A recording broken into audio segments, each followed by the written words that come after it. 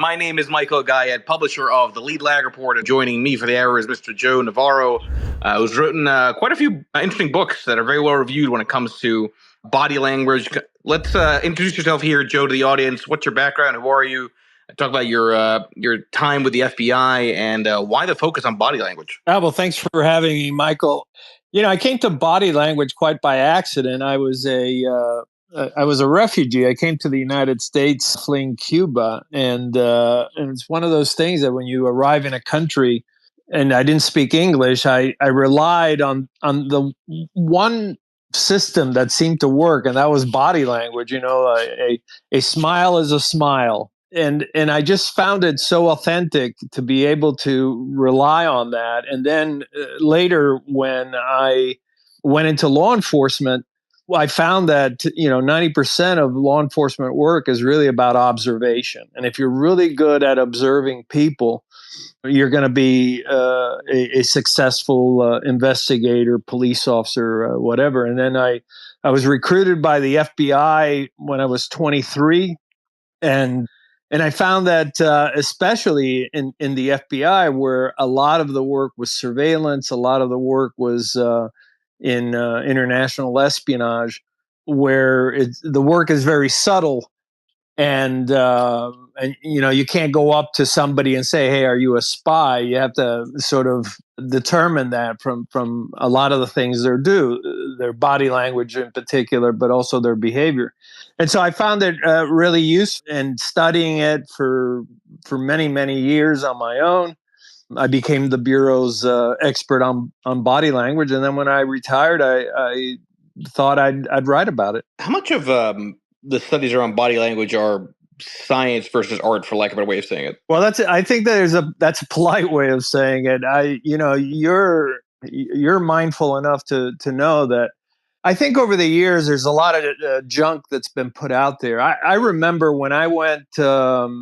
I graduated first from the Utah Police Academy in 1975, and I remember people saying that if somebody touches their nose or covers their mouth while they're talking, they're lying. And I think there's a lot of myths out there. First of all, there's no single behavior scientifically that we know of indicative of deception. There are behaviors that may show someone is stressed or anxious, but not of deception. There's no Pinocchio effect, as my buddy Mark Frank up in New York says. And there's a lot of misbeliefs. Like if you look up to the left and then answer by looking up and to the right, that you're lying. So I think over the years, there's just been an aggregation of a lot of junk out there. I think science certainly in the last 20 years, but starting about 1986 with the work of Paul Ekman, we now know, okay, if we see this behavior, it can probably mean any number of these things. It may be a pacifier. Some of us bite our lips or we rub our hands and so forth. But that's really all we can say about it. But having said all of that, body language is still the primary means by which we humans communicate. I'm taken back to the show from late 2000, I think it was 2009, Lie to Me, which you may be familiar with, right? Sort of the idea that somebody could determine somebody was lying based on micro expressions and body language, and it was sensationalized.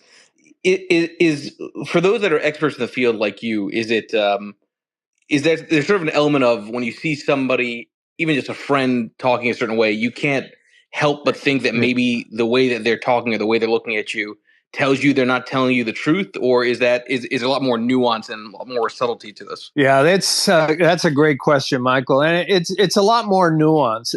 And actually, the more you learn about body language, the more you realize, oh man, it really is very nuanced. First of all, if you're a trained observer, it's like software. It runs in the background. I get that question all the time, so you can't help but notice these things. But the show Lie to Me popularized micro expressions. But even in his book, Paul Ekman says, he introduced the term micro expressions. Micro expressions are really very rare, and they don't tell you much. What they tell you is that maybe somebody's trying to suppress an emotion, but it has nothing to do with deception. And that has gotten a lot of people into trouble.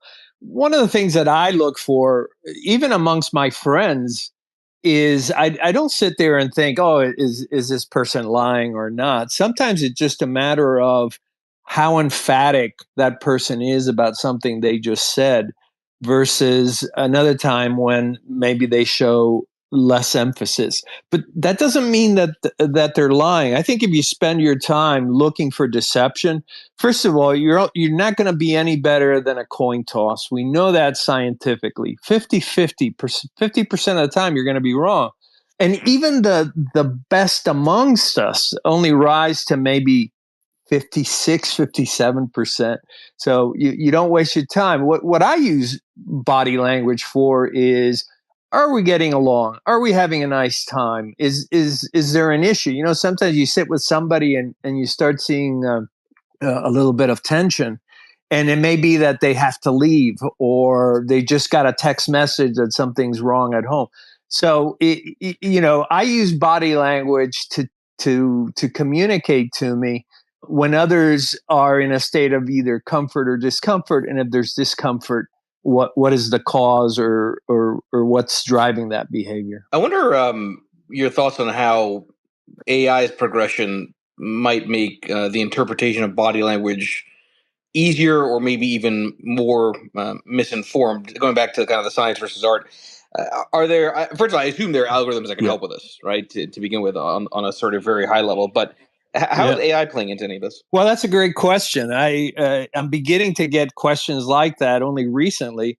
About 10 years ago, I was first contacted by several organizations out west who were looking at AI and body language to enhance communications.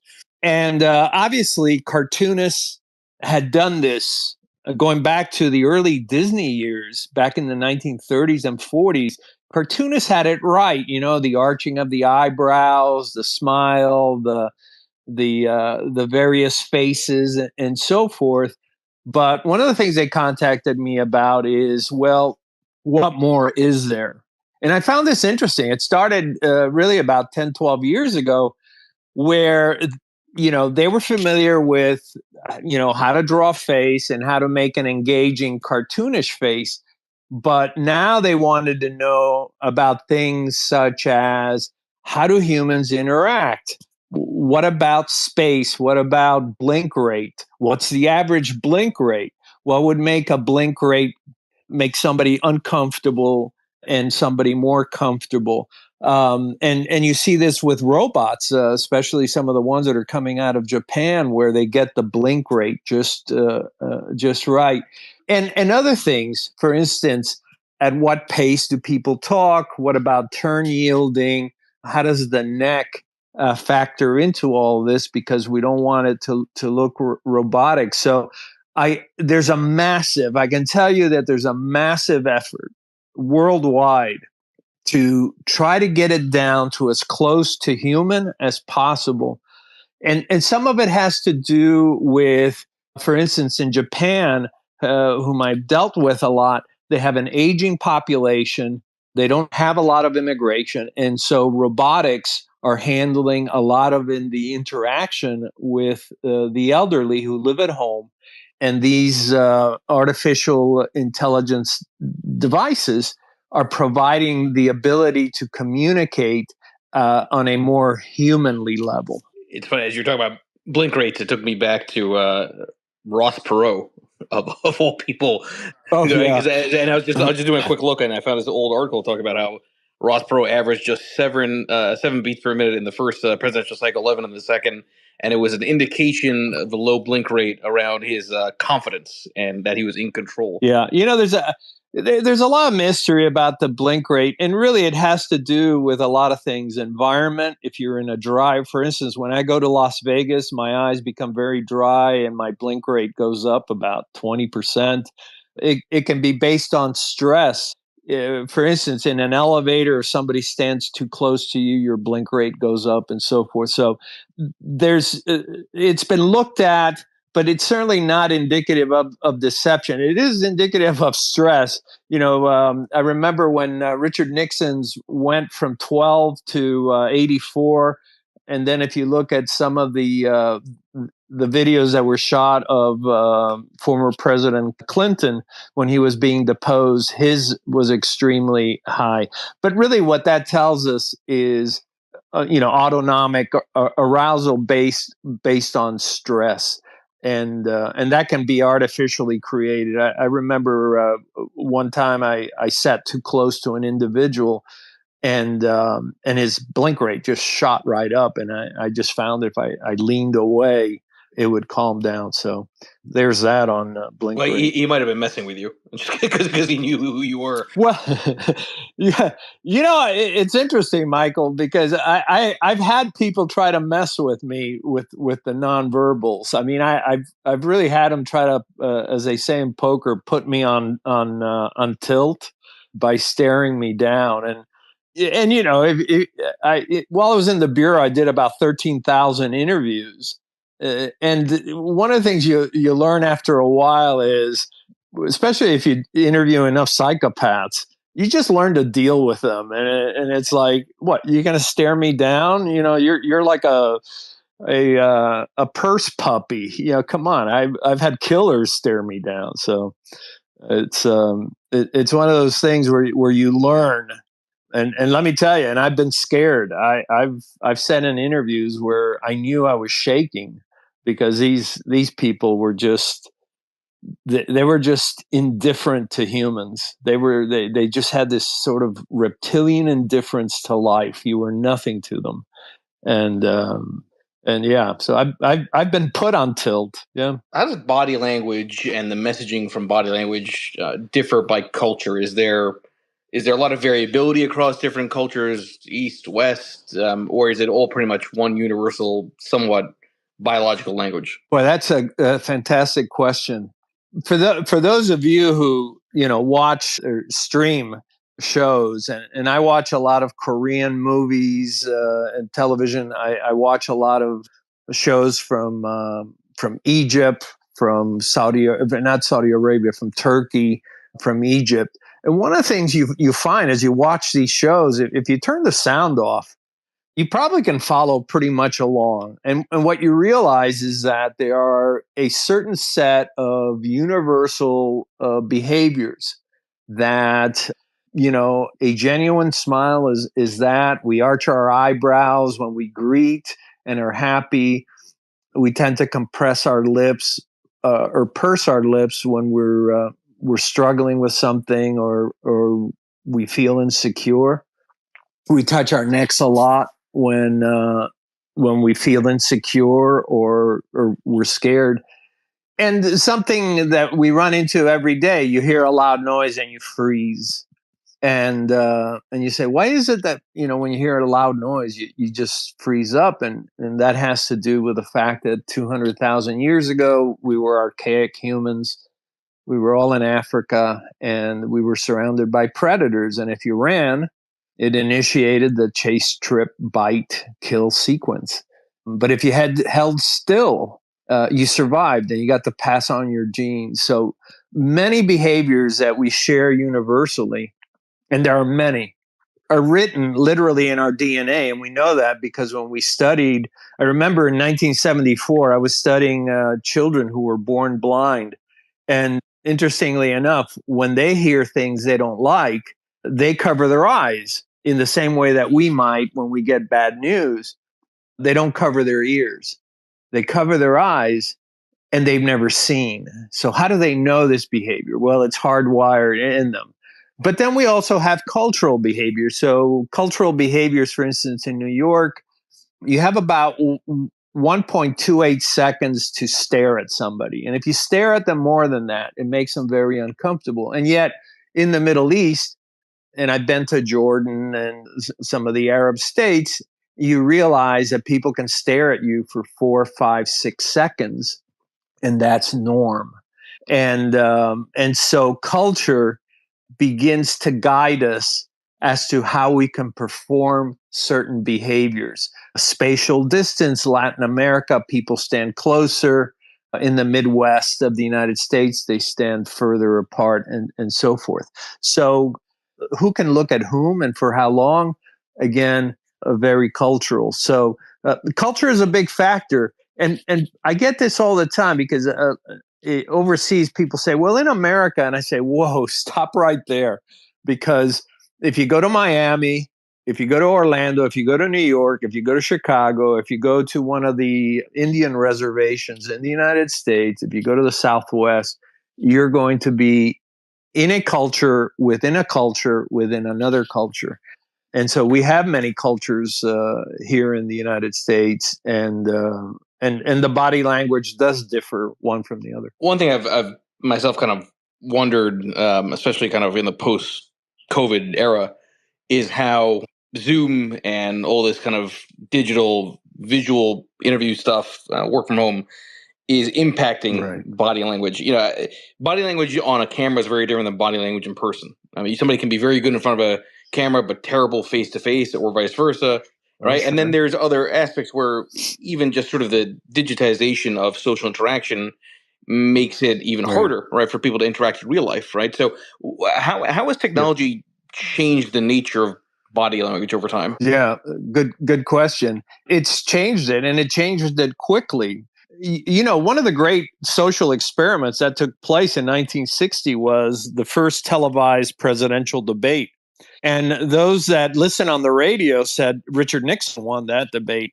Interestingly enough, those who saw it on television for the first time, they said, no, Kennedy won the debate by a 2-to-1 factor. And that was the first time we recognized the power of nonverbals, the power of looking youthful, the power of smiling, and so forth. And the second great experiment took place in March of 2020, when all of a sudden we went digital with COVID, and companies in particular, but individuals quickly realized that how you looked online really mattered. And so we have people investing in 4K cameras, realizing that the camera that came with their phone or with their iMac wasn't good enough for a virtual environment. We have them going out and getting, all of a sudden people now, everybody knows what one of those circular lights looks like. And for virtual communications, people went out and bought high quality studio microphones. The companies that immediately realized that they had to switch to this new medium and that they had to up the production quality were the ones that were hanging on to clients.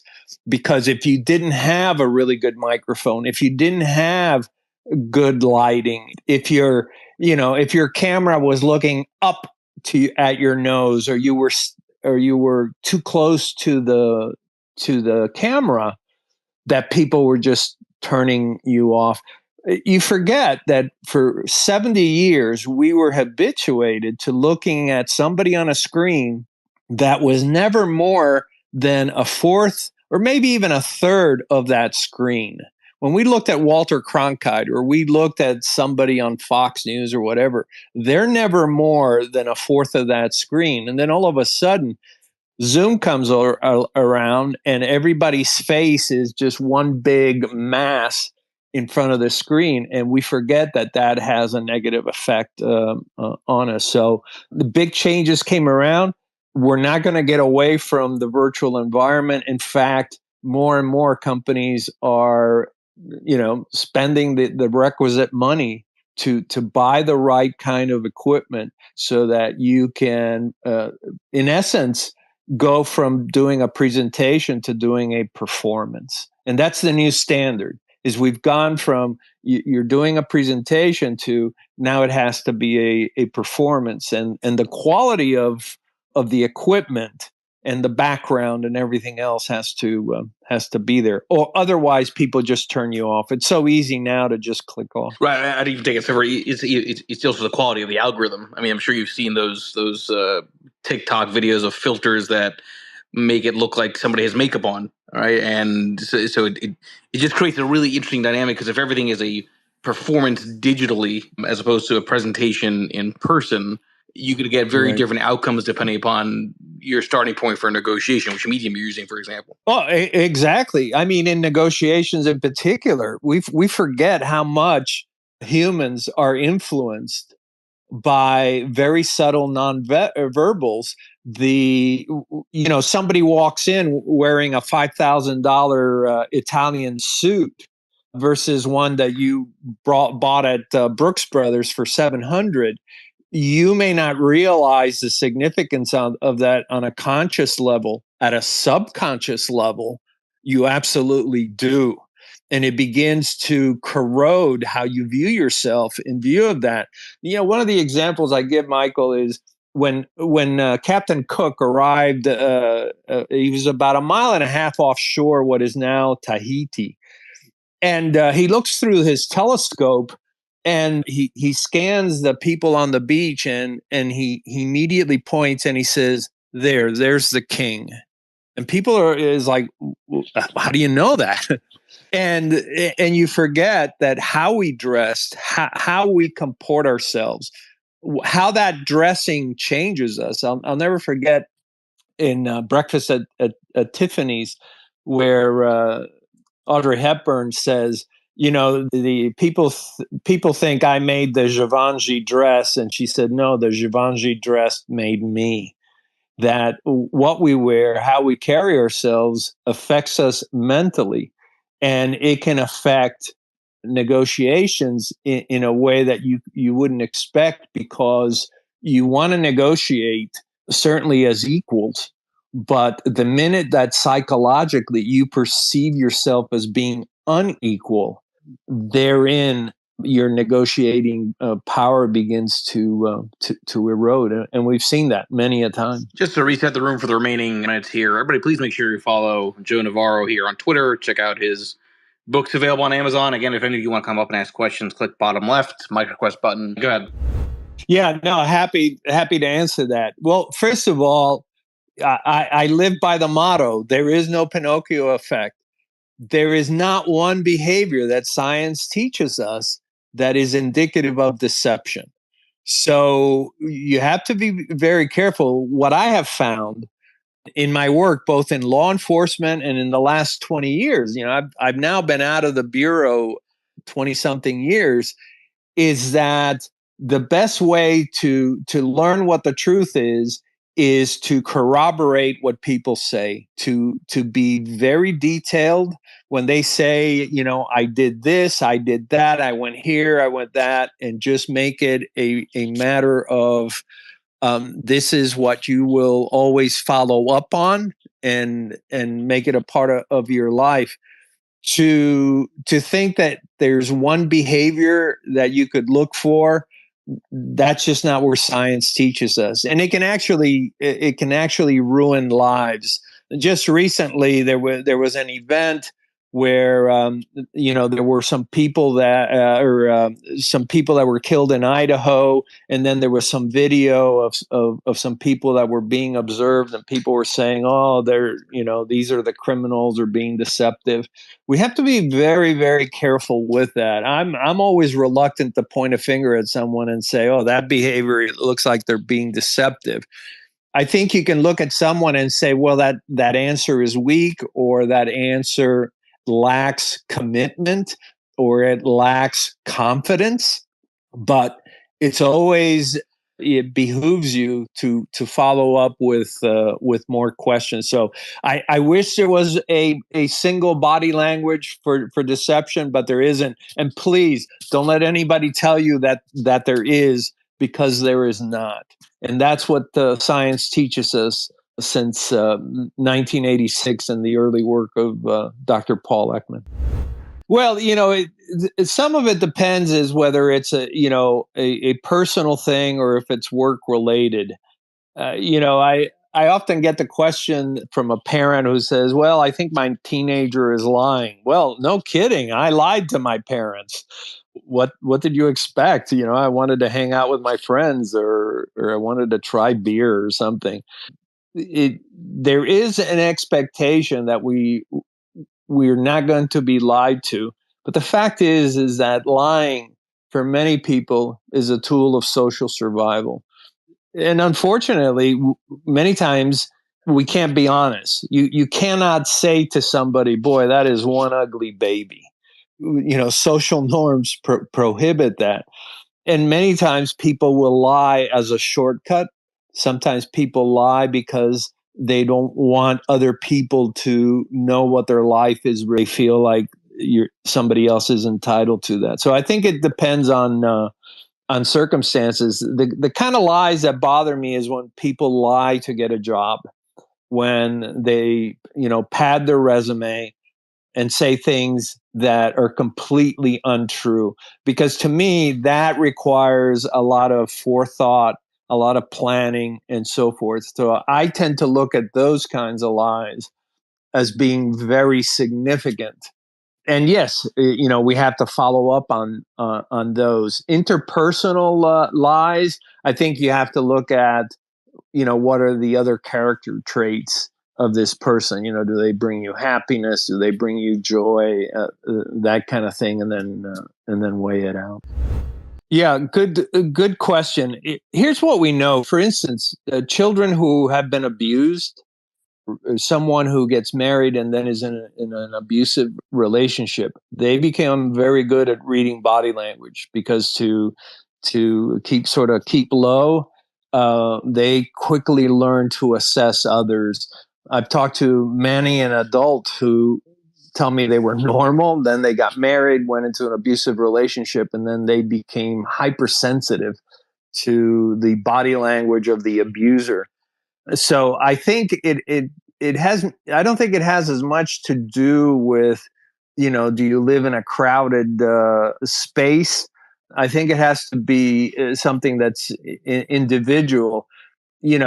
I've talked to farmers who the nearest person lives maybe a mile and a half away, and they pick up on certain things that maybe somebody in the city would not pick up on.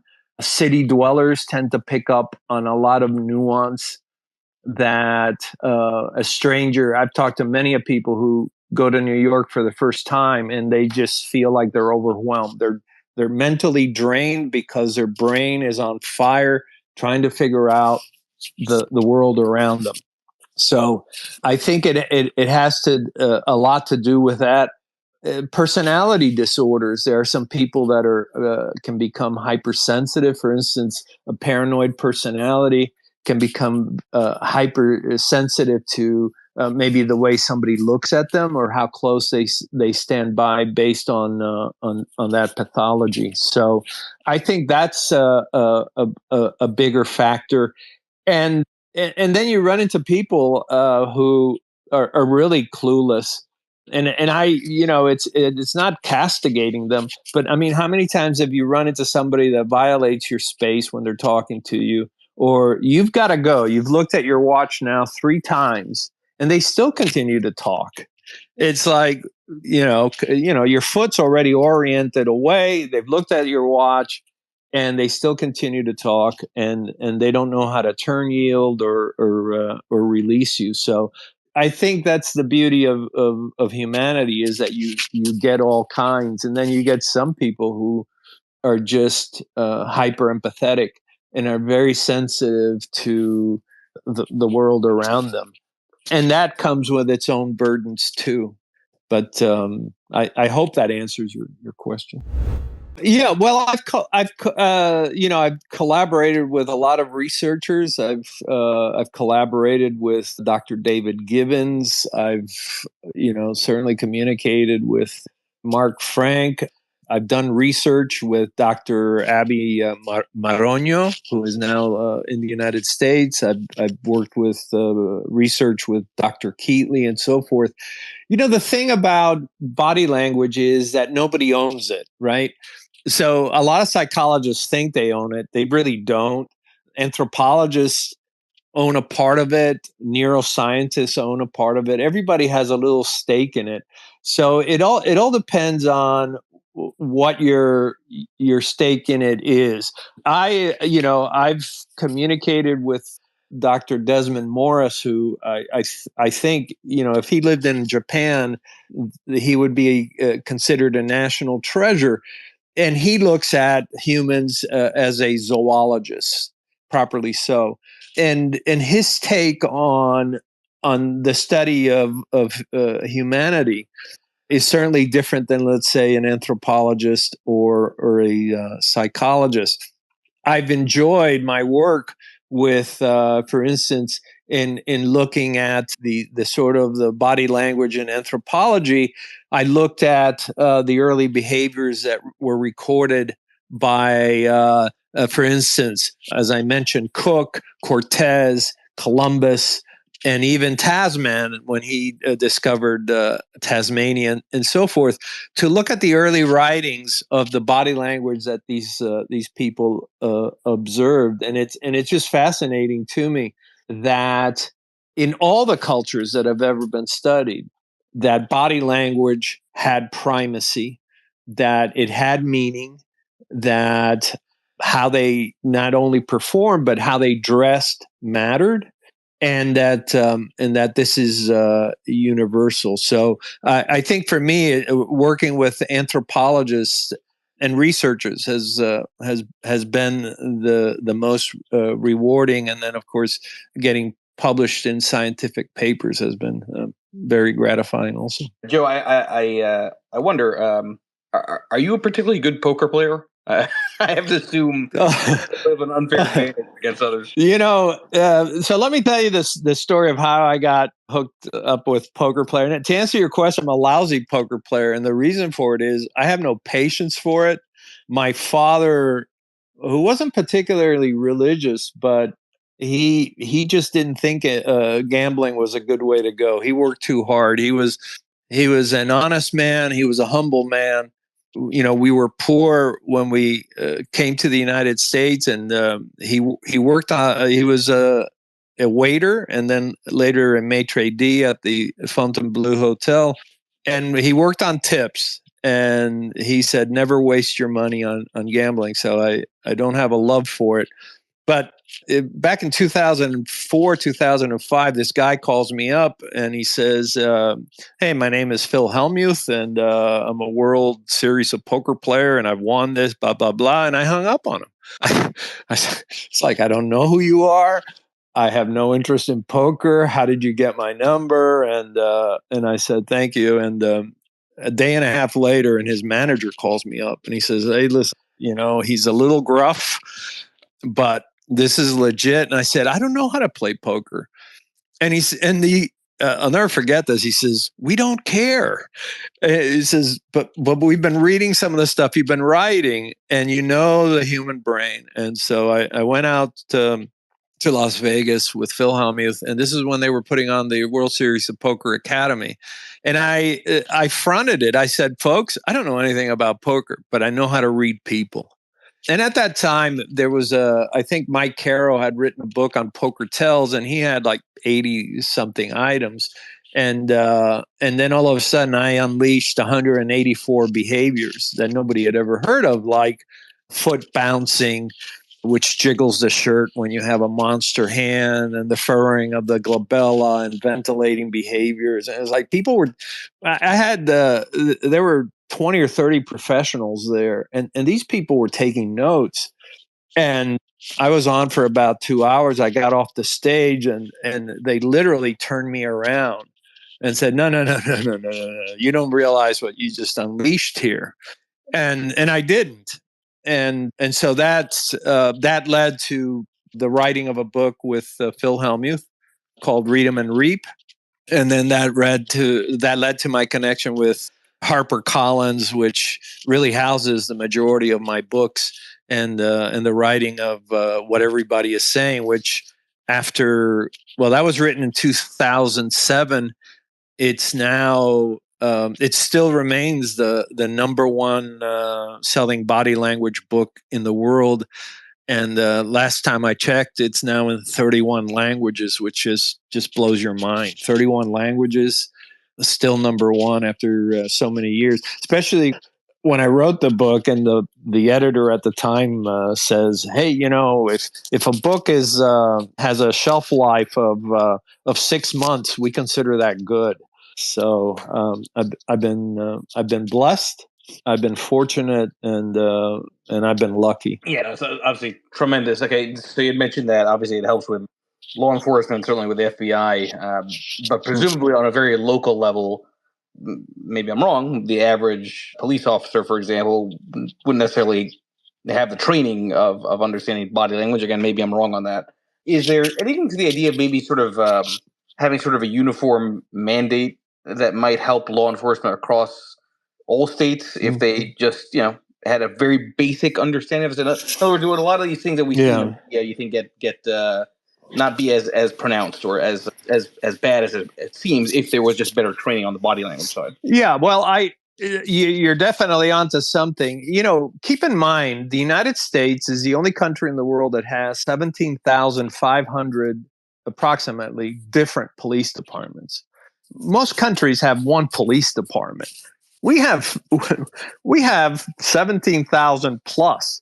And so the training really varies.